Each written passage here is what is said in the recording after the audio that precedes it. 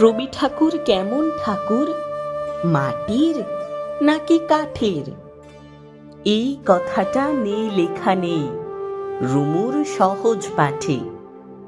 থাকেন কোথায়, মন্দিরে না সোনার সিংহাসনে? এই কথাটা বারে বারেই আসে রুমুর মনে। রুমু কি আর জানে তিনি মানুষ এবং কবি? হয়তো ভাবে মোল্লা নাসির অথবা মৌলবি।